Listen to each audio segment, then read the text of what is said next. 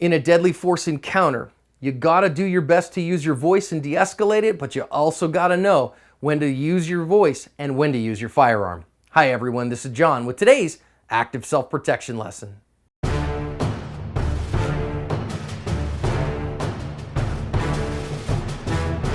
Today's lesson comes to us from Fargo, North Dakota, and it shows an officer-involved shooting that it's caught on the officer's dash cam. Shows just how far officers normally go to keep from having to shoot a suspect. Also is going to teach us some important lessons about using cover and concealment, about movement in a gunfight, about putting shots on target, and when to transition from words to your firearm.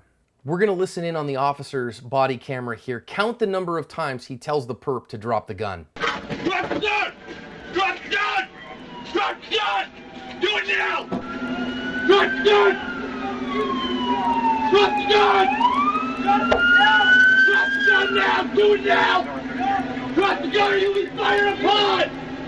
Drop it! Drop the gun! Drop the gun, man! Drop it now! Drop it now!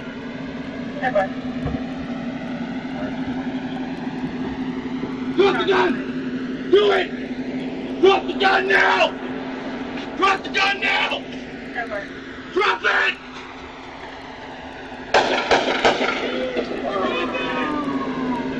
Stop firing! All right, did you count? I counted 16 times that he told him to drop the gun. Let's go back and learn a few lessons here from this one where the officer did the very, very best he could. First one is that I just want to know is he gets out here and, you know, if you go read the news story, this guy ended up having a BB gun. But you know what? Could you have told that in the moment? They get a call with a man with a gun. The guy's pointing it at him. This clearly looks like a suicide by cop to me. I certainly don't blame him for that. Next, we see the officer here. He's retreating back. This left side one is his, rear-facing camera or his, back seat cam. And you can see that he's got a light on his gun. You see it in his left hand there. He's got a pistol-mounted light. I think a pistol-mounted light is a very good idea because it gives you a lot of flexibility. And you see the officer here. He's going left and right, up and down, giving different looks. And he's got the light off here so he doesn't have it on all the time.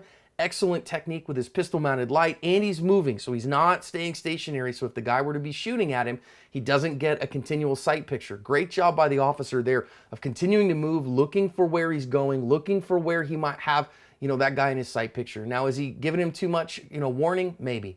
Here we see the officer actually use the pistol-mounted light through his windshield, and that takes a pretty powerful light. He's got a pretty bright light there on there to be able to light the guy up. You can see him on the right. I think a powerful pistol-mounted light is a good idea if you're going to have one.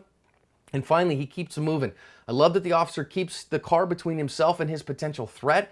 Not that a car is necessarily, covered, but it is good concealment, and that can act just as well. And finally, when he does have to shoot, you notice that the officer has a great two-handed grip here. We can see that on the firearm. He's got a good firing position, even though he's on the move. He puts shots on target to end the threat. We learn a lot here about not getting stuck in the tape loop, not just being able to say the same thing over and over and over again, about using good movement, about effective use of a pistol-mounted light, and putting shots on target with good technique when you need to. This officer did the very best he could, and he covered his asp.